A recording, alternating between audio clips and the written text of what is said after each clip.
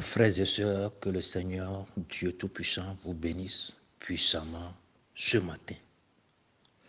Baissons la tête et prions. Seigneur, Dieu du ciel et de la terre, Créateur infini, ce matin, nous te disons merci pour ton souffle de vie en nous. Nous te disons merci pour le réveil.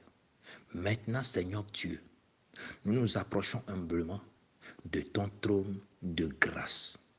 Seigneur, accorde-nous encore ta grâce ce matin, afin que nous soyons dignes d'écouter ta parole, afin que nous soyons dignes de comprendre ta parole. Seigneur, manifeste ta grâce au milieu de nous. Nous nous approchons de toi, car sans toi, tu es l'interprète de ta parole. Donne-nous l'interprétation de ta parole afin que nous puissions mieux comprendre. Seigneur, maintenant, nous sommes à l'écoute. Seigneur, maintenant, nous nous abandonnons entièrement dans ta main. Manifeste ta gloire et ta puissance au nom de Jésus-Christ. J'ai prié. Amen. Frères et sœurs, sans tarder, nous allons prendre nos Bibles. Nous allons lire dans Luc 7, Luc chapitre 7, versets 11 à 15. Et la deuxième lecture, que certainement je ne vais pas lire, vous pouvez la lire chez vous, c'est Exode 14, 13 à 15. Exode chapitre 14, versets 13 à 15. Donc, je lis Luc chapitre 7, le verset 11 à 15. Je lis. Le jour suivant, Jésus alla dans une ville appelée Naïn. Les disciples et une grande foule faisaient route avec lui. Lorsqu'il fut près de la porte de la ville, voici, on portait en terre un mort, fils unique de sa mère qui était veuve. Et il y avait avec elle beaucoup de gens de la ville. Le Seigneur, l'ayant vue, fut ému de compassion pour elle et lui dit, « Ne pleure pas. » Il s'approcha et toucha le cercueil. Ceux qui le portaient s'arrêtaient et il dit, « Jeune homme, je te le dis, lève-toi. » Et le mort s'assit et se mit à parler. Jésus le rendit à sa mère. Que Dieu bénisse sa parole. Frères et sœurs, que Dieu vous bénisse. C'est la voix de votre frère Sébastien que vous écoutez ce matin. Comme nous venons de lire dans Luc 7, du 11e verset au 15e, la Bible nous parle d'une femme veuve, c'est-à-dire une femme qui a perdu son mari. Et elle a seulement un garçon, une femme veuve, qui a perdu son mari. Le seul héritage qu'elle a, c'est son garçon. Son garçon est son espoir. Le garçon est tout pour cette femme veuve. Mais malheureusement, un jour, l'enfant, ce garçon, est aussi mort. Et la maman ne savait pas où poser sa tête. Les cris par là, les pleurs par ici. Malgré la détresse, l'angoisse, la tristesse de cette femme veuve, personne ne pouvait rien faire pour elle. Personne ne pouvait l'aider. Et finalement, on devait aller enterrer l'enfant. Et Jésus passait par là avec ses disciples. Et une grande foule l'accompagnait pour se rendre à Naïn. Naïn, c'est un mot hébreu. Naïn, c'est le nom d'un village de Galilée qui veut dire agréable, ravissante, belle ou beau, doux, plaisir du paradis, heureux, bien. Alléluia. Bref, Jésus se rendait à un endroit agréable, à un endroit bel. Donc, il y a de sourire, la joie sur les visages. Alléluia. Mais à la surprise, quand Jésus arriva au niveau de la porte de la ville, Jésus raconta un cortège funèbre. Ils allaient enterrer l'enfant. Et la maman pleurait énormément. Elle sautait, elle criait. La maman ne savait quoi faire. Et Jésus vit l'angoisse de la femme. Et Jésus dit à la femme, ne pleure pas. C'est là que j'ai choisi mon titre. Ce n'est pas le moment de pleurer. Pourquoi ces cris? Voilà le titre. Ce n'est pas le moment de pleurer.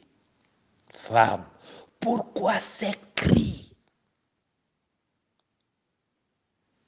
Jésus dit à la femme, ne pleure pas.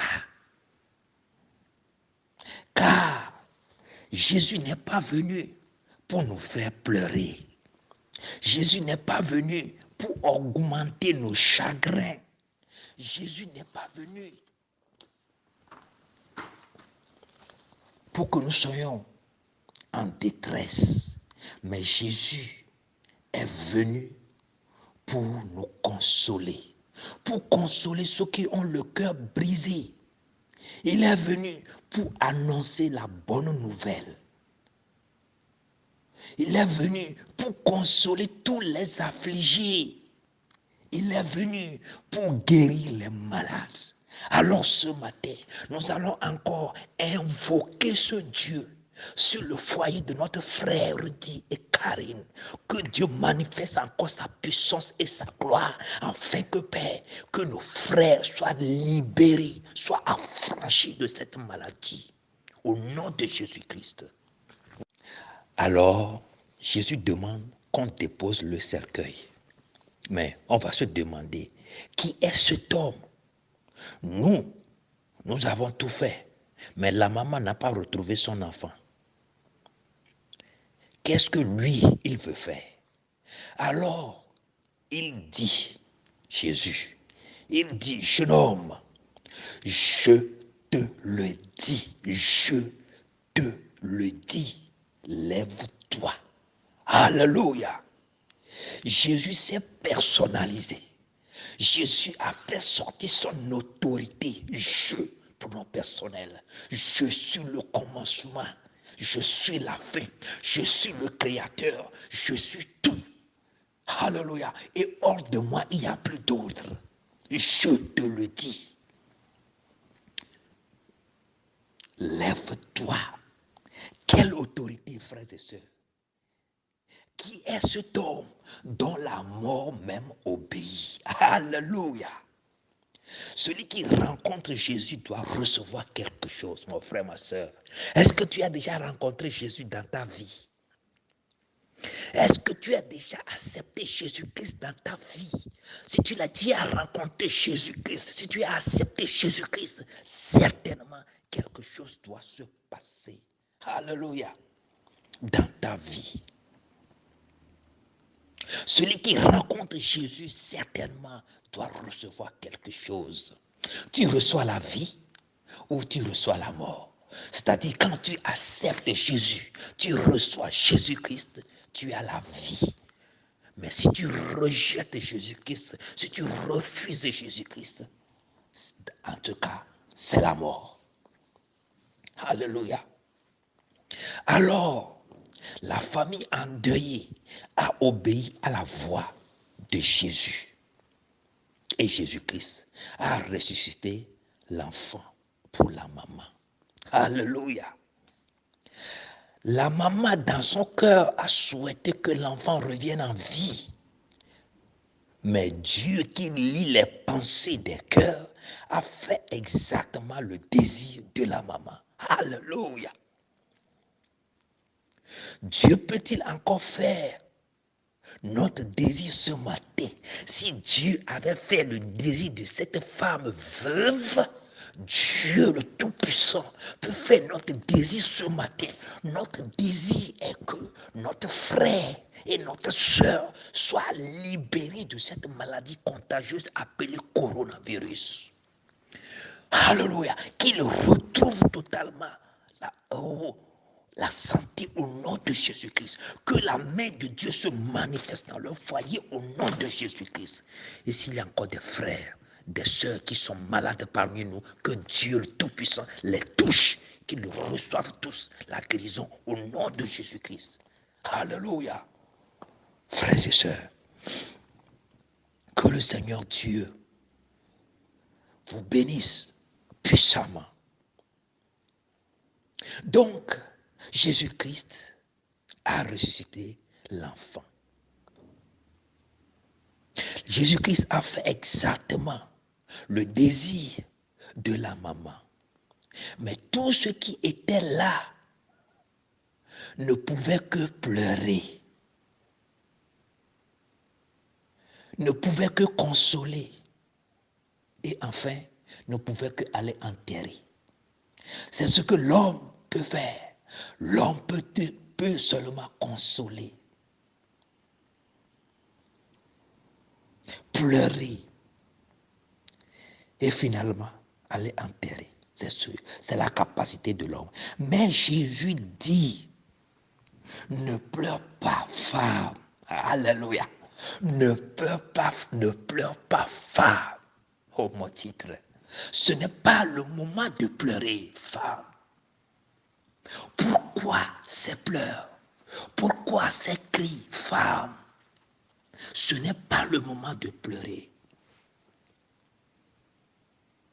Car je suis la résurrection. Alléluia. Je ne suis pas les pleurs, mais je suis la résurrection et la vie. Je ne viens pas pour vous faire pleurer. Alléluia. Pourquoi Jésus ne venait pas seul? Pourquoi Jésus n'est pas arrivé seul? Pourquoi Jésus ne passait pas seul? La Bible dit qu'il était avec ses disciples. Et une grande foule l'accompagnait. Mais pourquoi une grande foule encore l'accompagnait? Et quand il a fait le miracle, quand, alléluia, il a ressuscité l'enfant, la grande foule a été saisie de crainte et il glorifiait Dieu. Alléluia. Oh, mon frère, ma soeur, il y a des gens, une fois écouté la parole, ils croient. Alléluia. Une fois qu'on prêche la parole, ils écoutent la parole, ils analysent la parole, ils savent directement que c'est la vérité. Ils pointent la parole par un amen. Ils acceptent sans voir quoi que ce soit comme un miracle. Alléluia. Mais il y a d'autres. Il faut qu'ils voient les miracles avant de croire. La grande foule qui suivait Jésus. Alléluia. Quand ils ont vu le miracle, ils sont saisis de crainte. Et ils ont cru. Alléluia. Il y a des chrétiens, Thomas. Il faut que Thomas voie de miracles avant de croire. Alléluia. Alors, la grande foule est un type de Thomas. Quand ils ont vu de miracles, ils ont cru et ils rendaient gloire à Dieu. Alléluia. La Bible dit, heureux ceux qui n'ont pas vu, mais qui ont cru. Alléluia. Ceux qui n'ont pas vu, mais qui ont cru. Si quelqu'un rencontre Jésus, mes frères, mes soeurs, quelque chose doit se passer dans ta vie. Si tu rencontres Jésus, quelque chose doit se passer dans ta vie. Comme la veuve qui a rencontré Jésus. Quelque chose s'est passé dans sa vie. Quelque chose s'est passé dans son foyer. Son désir qui était dans son cœur a été exaucé. Si quelqu'un rencontre Jésus, quelque chose doit se passer aussi dans sa vie. Si tu rencontres Jésus, des choses agréables, belles, intéressantes doivent se passer dans ta vie car tu es sur le chemin de Naïn. Alléluia. C'est pour te dire que Dieu ne fait rien à moitié. Alléluia. Je vous ai dit que le deuxième texte, c'est Exode 14. Le deuxième texte, Exode 14, verset 13 à 15. Donc, Dieu ne fait rien à moitié. Regardez un peu ce qui s'est passé en Égypte après la Pâque, après la délivrance du peuple. C'était le départ des Hébreux. Mais combien de miracles Dieu n'a pas fait en Égypte? Combien de miracles les Hébreux n'ont pas vus en Égypte? Les Hébreux sont bien témoins que quand Dieu commence quelque chose, il l'achève. Mais les Hébreux, devant la mer Rouge, se mettent à crier. Surtout quand ils voient Pharaon et son armée qui sont à leur poursuite. Alléluia. Pensez-vous que c'est une joie pour le diable de nous voir libres? C'est une joie pour le diable de nous voir affranchis, de nous voir être heureux, joyeux, guéris. S'il ne trouve rien, il mettra la peur en toi. C'est ce qui est arrivé aux Hébreux. Ils avaient peur d'être tués par Pharaon. Alors, ils se mettent à crier. Alléluia. Ce n'est pas le moment de crier, mon frère, ma soeur. Ce n'est pas le moment de pleurer, mon frère, ma soeur. Les Hébreux se mettent à crier et disent du n'importe quoi contre Moïse. Mais nous préférons mourir dans l'esclavage que de mourir ici. Et il n'y a pas de tombeau en Égypte. Nous pouvons mourir et être enterrés en Égypte que de mourir ici. Moïse, tu dis Dieu a dit chaque fois. Tu dis Dieu a dit, Dieu a dit, Dieu a dit.